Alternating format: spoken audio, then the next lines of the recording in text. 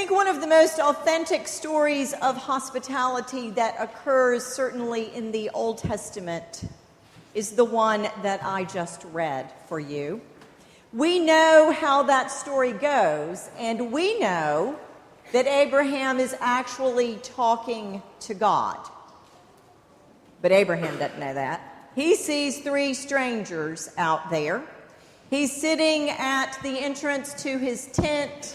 He's old, don't forget. He's older than anybody in here. He might not feel older, but he's older than anyone in here.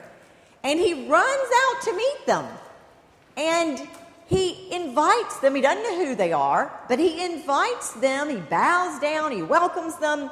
And he invites them to stay, to rest under his tent. And then old Abraham hurries to provide all the things one would provide for an honored guest. He brings water to wash their feet. He invites them again to rest under the tree. He has Sarah make bread for them. He takes a tender calf, and has a servant prepare it for these guests to eat.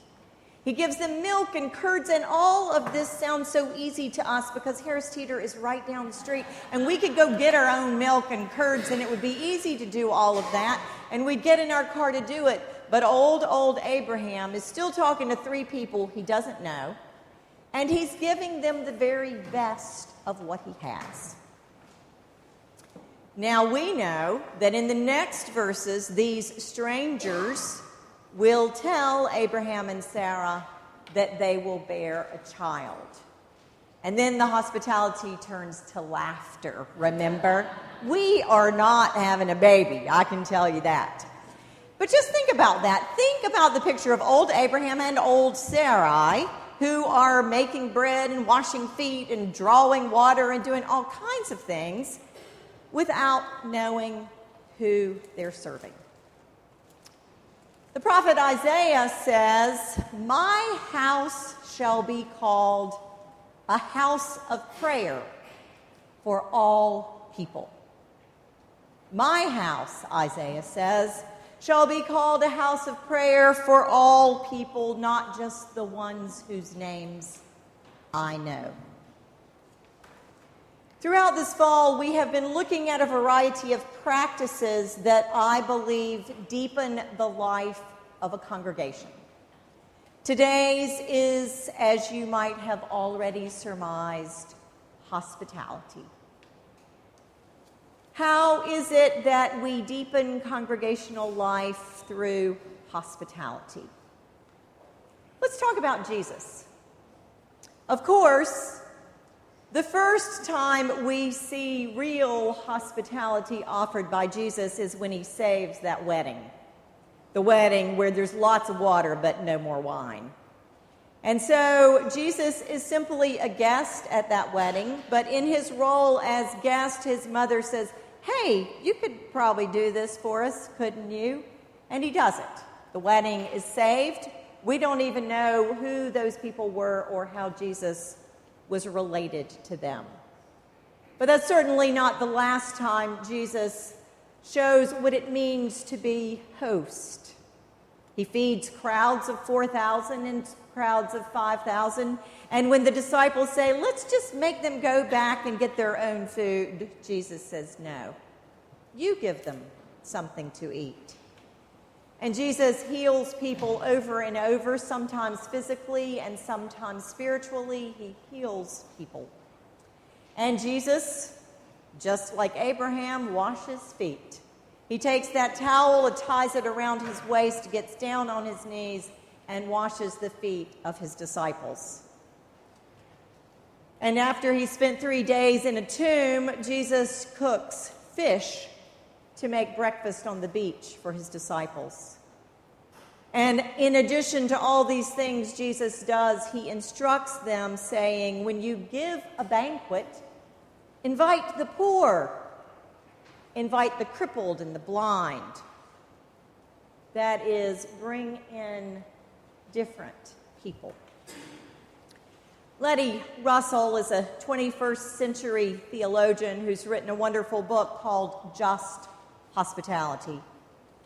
And she says, if we want the church to matter in the 21st century, the church must be a community that practices God's welcome and hospitality. It must be a community that practices God's welcome and hospitality in a world of differences and dangers. In a world of differences and dangers, she says, we are called to practice God's welcome and hospitality. So often when we think of hospitality, we think of getting ready for our family to come for Thanksgiving or for Christmas or for some other important family occasion. Hospitality in the Greek means love of stranger. Love of stranger. Not fear of stranger, but love of stranger. We have seen Abraham do it, and we have seen Jesus do it over and over again. It seems that if we are to be an authentic Christian community, our community can never be closed.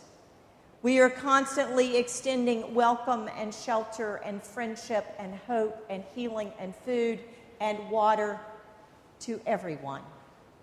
Constantly remaining open that we might invite, that we might even go out and bring in the lost and the least, as Jesus did again and again.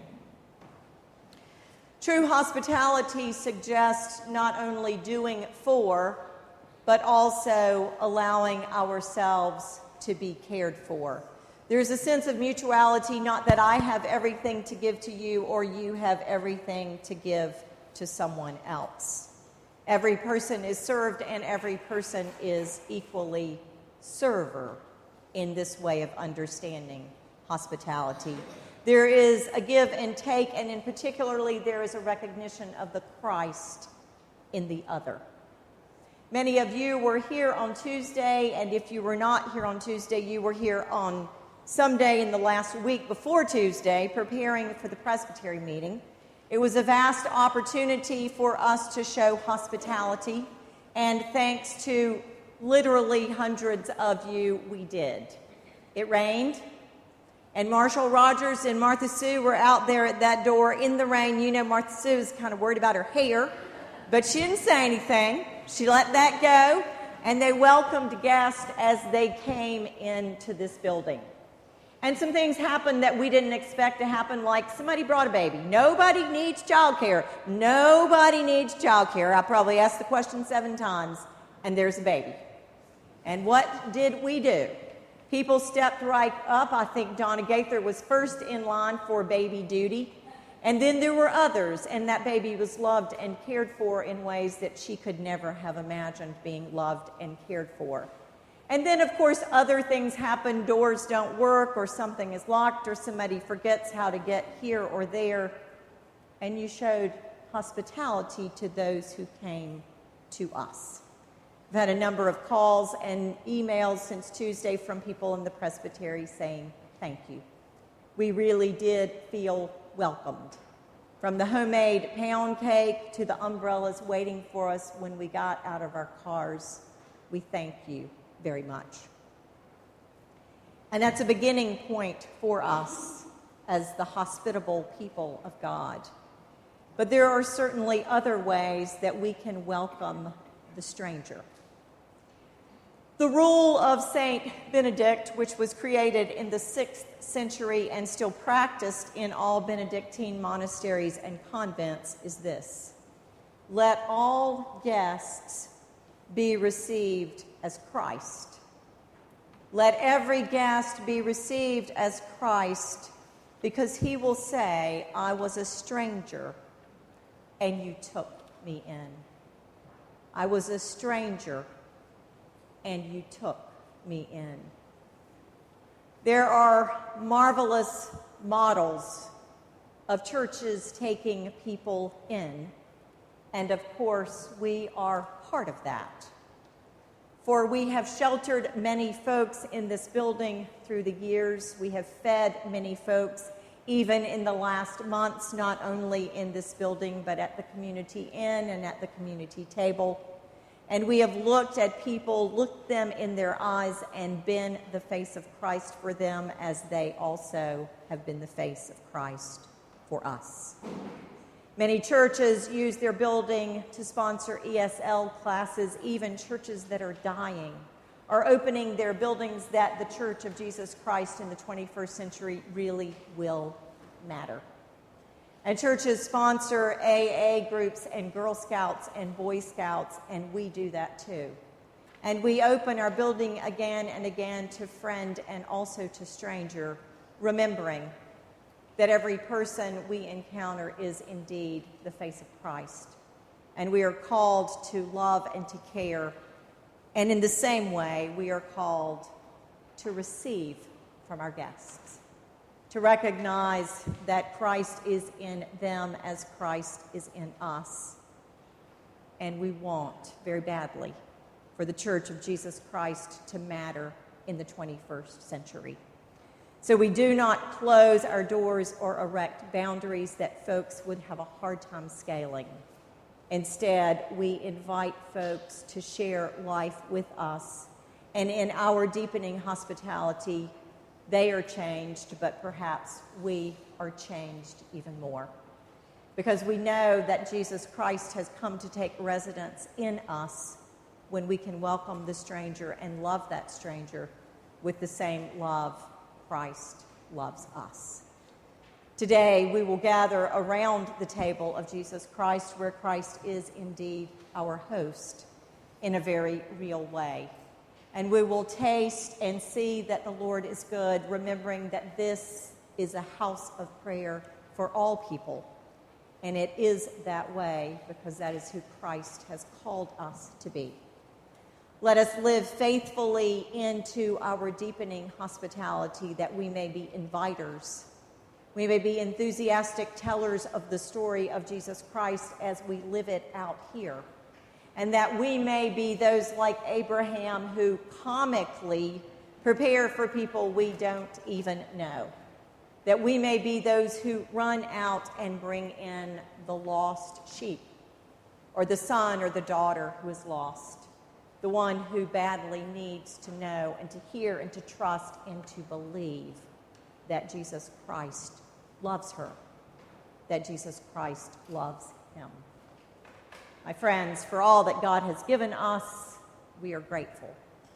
For all that God calls us to be, so too, we are the grateful people of God. Amen. Okay, Marshall will have